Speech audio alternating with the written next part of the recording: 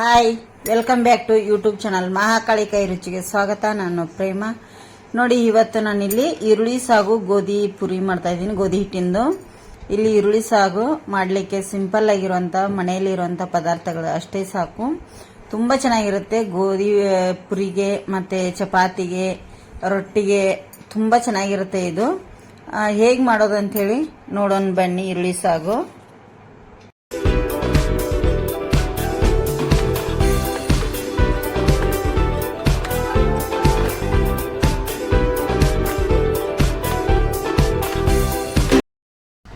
ಇಲ್ಲಿ ನೋಡಿ ಫ್ರೆಂಡ್ಸ್, ನಾನು ಏನು ಮಾಡ್ತಾ ಇದ್ದೀನಪ್ಪ ಅಂದರೆ ಇವತ್ತು ಈರುಳ್ಳಿ ಸಾಗು ಮಾಡ್ತಾ ಇದ್ದೀನಿ. ನೋಡಿ, ಇಲ್ಲಿ ದಪ್ಪದಾಗಿ ಹೆಚ್ಚಿಟ್ಟಿರೋಂಥ 2 ಈರುಳ್ಳಿ ಹೆಚ್ಚಿಟ್ಕೊಂಡಿದ್ದೇನೆ ದಪ್ಪದಾಗಿ. ಇದು ಈರುಳ್ಳಿ ಸಾಗು ದೋಸೆಗೆ, ಪೂರಿಗೆ, ಚಪಾತಿಗೆ ತುಂಬ ಚೆನ್ನಾಗಿರುತ್ತೆ. ಇದು ನೀವು ಮನೇಲಿ ಟ್ರೈ ಮಾಡಿ. ಹೇಗೆ ಮಾಡೋದು ಅಂತೇಳಿ ನೋಡೋಣ ಬನ್ನಿ. ಈಗ ಮೊದಲೇದಾಗಿ ಇಲ್ಲಿ 2 ದಪ್ಪದ ಈರುಳ್ಳಿ ಕಟ್ ಮಾಡಿ ಇಟ್ಟಿದ್ದೇನೆ ಉದ್ದುದ್ದಾಗಿ. ಇಲ್ಲಿ 2 ಟೇಬಲ್ ಸ್ಪೂನ್ ಅಷ್ಟು ಕಡಲೆ ಹಿಟ್ಟನ್ನು ಕೂಡ ತೊಗೊಂಡಿದ್ದೇನೆ. 1 ಟೊಮೆಟೊ ಕಟ್ ಮಾಡಿ ಇಟ್ಟಿದ್ದೇನೆ. ರುಚಿಗೆ ತಕ್ಕಷ್ಟು ಉಪ್ಪನ್ನು ಮತ್ತು ಕಾಯಿ ಮೆಣಸು 2 ಉದ್ದ ಕಟ್ ಮಾಡಿ ಇಟ್ಟಿದ್ದೇನೆ. ಸ್ವಲ್ಪ ಇಂಗು, ಅರ್ಧ ಟೇಬಲ್ ಸ್ಪೂನ್ ಅಷ್ಟು ಧನಿಯಾ ಪುಡಿ, ಸ್ವಲ್ಪ ಕರಿಬೇವು, ಕೊತ್ತಂಬರಿ ಸೊಪ್ಪು ಕಟ್ ಮಾಡಿ ಇಟ್ಟಿದ್ದೇನೆ. ಮತ್ತು ಇಲ್ಲಿ ಅರಿಶಿನ ಹುಡಿ ಕೂಡ ತೊಗೊಂಡಿದ್ದೇನೆ. ಮತ್ತು ಒಗ್ಗರಣೆಗೆ ಎಣ್ಣೆ, ಇಲ್ಲಿ ಅರ್ಧ ಟೇಬಲ್ ಸ್ಪೂನ್ ಅಷ್ಟು ಸಾಸಿವೆ, ಅರ್ಧ ಟೇಬಲ್ ಸ್ಪೂನ್ ಅಷ್ಟು ಜೀರಿಗೆ, ಸ್ವಲ್ಪ ಹಸಿ ಶುಂಠಿ ತುರಿದಿಟ್ಟಿದ್ದೇನೆ. ತುರಿದಿಡಲಾರು ನೀವು ಕಟ್ ಮಾಡಿ ಸಹ ಇಟ್ಕೋಬೋದು. ಇಷ್ಟಿದ್ರೆ ಆಯಿತು. ಹೇಗೆ ಮಾಡೋದು ಅಂಥೇಳಿ ನೋಡೋಣ ಬನ್ನಿ. ನೋಡಿ, ಇಲ್ಲಿ ಒಂದು ತವಾ ಇಟ್ಟಿದ್ದೇನೆ. ತವಾ ಕಾಯ್ಲಿಕ್ಕೆ ಇಟ್ಟಿದ್ದೇನೆ ಆಲ್ರೆಡಿ. ಇದಕ್ಕೆ ಒಂದು 2 ಟೇಬಲ್ ಸ್ಪೂನ್ ಅಷ್ಟು ಎಣ್ಣೆ ಕೂಡ ಹಾಕ್ತಾ ಇದ್ದೀನಿ. ನೋಡಿ, ಒಂದು 2 ರಿಂದ 3 ಟೇಬಲ್ ಸ್ಪೂನ್ ಅಷ್ಟು ಎಣ್ಣೆ ಕೂಡ ಹಾಕಿದ್ದೇನೆ. ಎಣ್ಣೆ ಕಾಯ್ಲಿ ಚೆನ್ನಾಗಿ. ಅದು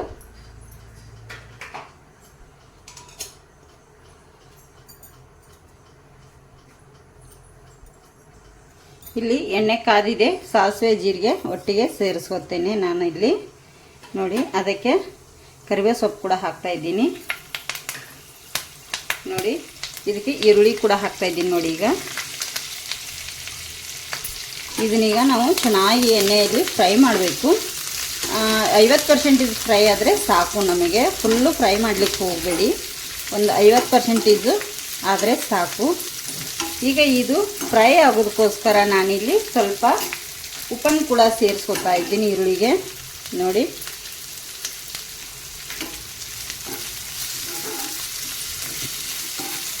ಇದಕ್ಕೆ ಈಗ ನಾನಿಲ್ಲಿ ಕಾಯಿ ಮೆಣಸನ್ನು ಕೂಡ ಹಾಕ್ತಾ ಇದ್ದೀನಿ. ಇದರಲ್ಲಿ ಕೂಡ ಅದು ಫ್ರೈ ಆಗುತ್ತೆ ಅಂಥೇಳಿ ಅಷ್ಟೇ. ನೀವು ಇಲ್ಲಿ ಚಿಲ್ಲಿ ಪೌಡರ್ ಕೂಡ ಯೂಸ್ ಮಾಡ್ಬೋದು. ಕಾಯಿ ಮೆಣಸು ಬೇಡ ಅನ್ನೋರು ಚಿಲ್ಲಿ ಪೌಡರನ್ನು ಯೂಸ್ ಮಾಡ್ಕೊಳ್ಳಿ.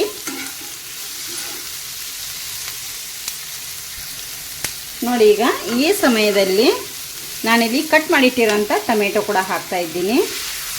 ಇದು ಕೂಡ ಚೆನ್ನಾಗಿ ಈರುಳ್ಳಿ ಒಟ್ಟಿಗೆ ಕಾಯಿ ಮೆಣಸೊಟ್ಟಿಗೆ ಫ್ರೈ ಆಗಬೇಕು.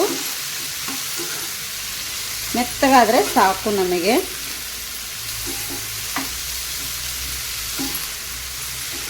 ನೋಡಿ, ಈ ಥರ ಎಲ್ಲವನ್ನು ಮಿಕ್ಸ್ ಮಾಡ್ಕೋಬೇಕಾಗುತ್ತೆ. ಇನ್ನೂ ಒಂದು ಸ್ವಲ್ಪ ಹೊತ್ತು ಇದು ಫ್ರೈ ಆಗಲಿ. ಇದೇ ಟೈಮಲ್ಲಿ ನೋಡಿ, ಈಗ ನಾನು ಶುಂಠಿ ಕೂಡ ಹಾಕ್ತಾ ಇದ್ದೀನಿ. ತುರಿದಿಟ್ಟಿರುವಂಥ ಶುಂಠಿ. ನೀವು ತುರಿದು ಬೇಡ ಅಂದರೆ ಸಣ್ಣದಾಗಿ ಕಟ್ ಮಾಡಿ ಹಾಕೋಬೋದು. ನಾನಿಲ್ಲಿ ತುರಿದು ಹಾಕಿದ್ದೀನಿ ಹಸಿ ಶುಂಠಿನ. ನೋಡಿ, ಈಗ ಗ್ಯಾಸ ಮೀಡಿಯಮಲ್ಲಿ ಇಟ್ಕೊಂಡು ಸ್ವಲ್ಪ ಹಿಂಗನ್ನು ಕೂಡ ನಾನು ಇದಕ್ಕೆ ಸೇರಿಸ್ತಾ ಇದ್ದೀನಿ. ಪುಡಿ ಹಿಂಗಿಲ್ಲ ಅನ್ನೋರು, ಗಟ್ಟಿ ಹಿಂಗಿದ್ರೆ ಸ್ವಲ್ಪ ನೀರು ಹಾಕಿ ಅದನ್ನು ನೀರು ಥರ ಮಾಡಿ ಹಾಕ್ಕೊಳ್ಳಿ.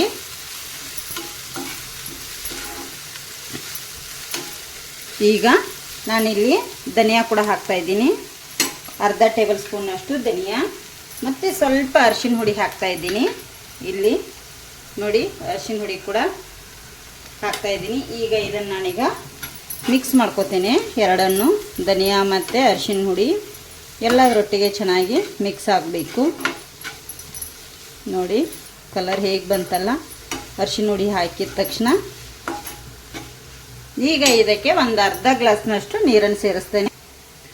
ನಿಮಗೆ ನೀರು ಎಷ್ಟು ಬೇಕು ಅಷ್ಟನ್ನು ನೀವು ಸೇರಿಸ್ಕೊಳ್ಳಿ. ನಿಮಗೆ ಗಟ್ಟಿ ಬೇಕಂದರೆ ಸ್ವಲ್ಪ ನೀರು ಕಮ್ಮಿ ಹಾಕ್ಕೊಳ್ಳಿ. ನಮಗೆ ಗಟ್ಟಿ ಬೇಡ ಅಂದರೆ ಸ್ವಲ್ಪ ನೀರು ಜಾಸ್ತಿ ಹಾಕ್ಕೊಳ್ಳಿ. ನೋಡಿ, ಇಷ್ಟು ನಾನೀಗ ನೀರನ್ನು ಇಲ್ಲಿ ಸೇರಿಸ್ಕೊಂಡಿದ್ದೀನಿ. ಇದಕ್ಕೀಗ ರುಚಿಗೆ ತಕ್ಕಷ್ಟು ಉಪ್ಪನ್ನು ಸೇರಿಸ್ತೇನೆ. ಆವಾಗಲೇ ಕೂಡ ಸ್ವಲ್ಪ ಸೇರಿಸಿದ್ದೆ, ನೋಡಿಕೊಂಡು ಉಪ್ಪನ್ನು ಸೇರಿಸ್ಕೊಳ್ಳಿ. ನೋಡಿ, ಇದು ಈಗ ಕುದಿ ಬರಲಿ ಚೆನ್ನಾಗಿ.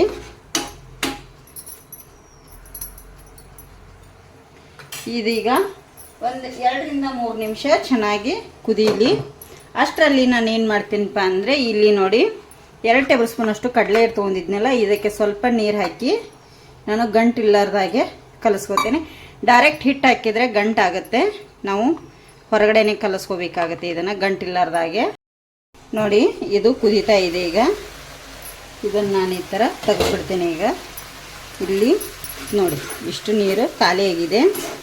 ಈಗ ಇದಕ್ಕೆ ಇದು ಗಂಟಿಲ್ಲಾರ್ದಾಗೆ ಹಿಟ್ಟು ಕಲಿಸಿದ್ದೀವಲ್ಲ, ಹಿಟ್ಟನ್ನು ಹಾಕ್ತೇನೆ. ನೋಡಿ, ಈ ಥರ ಗಂಟು ಇಲ್ಲದಾಗೆ ಕಲಿಸ್ಕೋಬೇಕು. ಹೈ ಫ್ಲೇಮಲ್ಲಿಟ್ಟು ನೀವು ಮಾಡಲಿಕ್ಕೆ ಹೋಗಬೇಡಿ ಗ್ಯಾಸನ್ನು, ಯಾಕಂದರೆ ಇದು ಗಂಟಾಗೋ ಚಾನ್ಸ್ ಇರುತ್ತೆ. ಸ್ಲೋ ಉರಿಯಲ್ಲಿಟ್ಟು ನೀವು ಕುದಿಸ್ಕೋಬೇಕಾಗತ್ತೆ.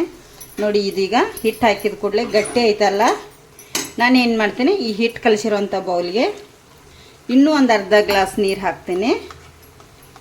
ನೀರು ಹಾಕಿ ಎಷ್ಟು ಬೇಕು ನೋಡಿ ಅಷ್ಟನ್ನು ನಾನು ಇದಕ್ಕೆ ಸೇರಿಸ್ಕೋತೇನೆ. ಈಗ ನೋಡಿ ಮಿದು ಆಯ್ತಲ್ಲ, ನಿಮಗೆ ಗಟ್ಟಿ ಬೇಕಂದ್ರೆ ಗಟ್ಟಿ ಕೂಡ ಮಾಡ್ಕೋಬೋದು, ಇಲ್ಲಾಂದರೆ ಮಿದು ಕೂಡ ಮಾಡ್ಕೋಬೋದು. ನೋಡಿ, ಈಗ ಇದನ್ನು ಇನ್ನೊಂದು ಕುದಿಸ್ಬೇಕಾಗತ್ತೆ. ಯಾಕಂದರೆ ಹಸಿ ಕಡಲೆ ಹಿಟ್ಟು ಹಾಕಿರೋದ್ರಿಂದ ನಾವಿಲ್ಲಿ ಇನ್ನೊಂದು ಸ್ವಲ್ಪ ಹೊತ್ತು ಕುದಿಸ್ಕೋಬೇಕಾಗತ್ತೆ. ನೋಡಿ, ಈಗೆಲ್ಲ ಮಿಕ್ಸ್ ಆಯ್ತಲ್ಲ, ಈಗ ಇದು ಕುದೀಲಿ ಇನ್ನೊಂದು ಸ್ವಲ್ಪ ಹೊತ್ತು ಚೆನ್ನಾಗಿ. ನೋಡಿ, ಈಗ ಎಷ್ಟು ಚೆನ್ನಾಗಿ ಎಲ್ಲವನ್ನು ಹೊಂದ್ಕೊಂಡಿದೆ, ಇದು ಕುದ್ದಿದೆ. ಈಗ ಇದಕ್ಕೆ ನಾನು ಲಾಸ್ಟಲ್ಲಿ ಏನು ಹಾಕ್ತೀನಪ್ಪ ಅಂದರೆ ಕೊತ್ತಂಬರಿ ಸೊಪ್ಪನ್ನು ಕೂಡ ಸೇರಿಸ್ಕೊತಾ ಇದ್ದೀನಿ. ನೋಡಿ, ಮಿಕ್ಸ್ ಮಾಡ್ಕೊಳ್ಳಿ. ಕೊತ್ತಂಬರಿ ಸೊಪ್ಪನ್ನು ಸೇರಿಸಿದ ಮೇಲೆ ತುಂಬ ಹೊತ್ತು ಕುದಿಸೋದು ಬೇಡ, ಗ್ಯಾಸ್ ಆಫ್ ಮಾಡ್ಕೊಂಡ್ಬಿಡ್ತೇನೆ. ನೋಡಿ, ಎಷ್ಟು ಚೆನ್ನಾಗಿ ಈರುಳ್ಳಿ ಸಾಗು ರೆಡಿ ಆಯಿತು. ಪೂರಿ ಚಪಾತಿಗೆ ತುಂಬ ಚೆನ್ನಾಗಿರುತ್ತೆ. ಇದು ದೋಸೆ ಕೂಡ ಸರ್ವ್ ಮಾಡ್ಕೋಬೋದು, ತುಂಬ ಚೆನ್ನಾಗಿರುತ್ತೆ. ಈಗ ನಿಮಗೆ ನಾನು ಸರ್ವ್ ಮಾಡಿ ತೋರಿಸ್ತೇನೆ. ನೋಡಿ, ಈರುಳ್ಳಿ ಸಾಗು ತುಂಬ ಅಂದರೆ ತುಂಬ ಚೆನ್ನಾಗಿ, ಅಷ್ಟೇ ಟೇಸ್ಟಿಯಾಗಿ ಕೂಡ ಬಂದಿದೆ. ತುಂಬ ಟೇಸ್ಟಿಯಾಗಿದೆ ಈರುಳ್ಳಿ ಸಾಗು. ಅದರೊಟ್ಟಿಗೆ ನಾನು ಇಲ್ಲಿ ಗೋಧಿ ಹಿಟ್ಟಿನ ಪೂರಿ ಕೂಡ ಮಾಡಿದ್ದೇನೆ, ನಿಮಗೆ ತುಂಬ ಇಷ್ಟ ಆಗುತ್ತೆ. ಪೂರಿದ ರೆಸಿಪಿ ಕೂಡ ಹಾಕ್ತೇನೆ ಇಲ್ಲಿ, ಹೇಗೆ ಮಾಡೋದು ಅಂಥೇಳಿ. ಇವು ಕೂಡ ಅಷ್ಟೇ ಗರಿಗರಿಯಾಗಿ ನೋಡಿ ಎಷ್ಟು ಚೆನ್ನಾಗಿ ಬಂದಿದ್ದಾವೆಲ್ಲ. ನೋಡಿ, ಕಾಣ್ತಿರ್ಬೋದು ನಿಮಗೆ ಲೇಯರ್ ಆಗಿ ಎಷ್ಟು ಚೆನ್ನಾಗಿ. ಸಾಗು ಸೂಪರಾಗಿದೆ, ನೀವು ಮನೆಯಲ್ಲಿ ಟ್ರೈ ಮಾಡಿ.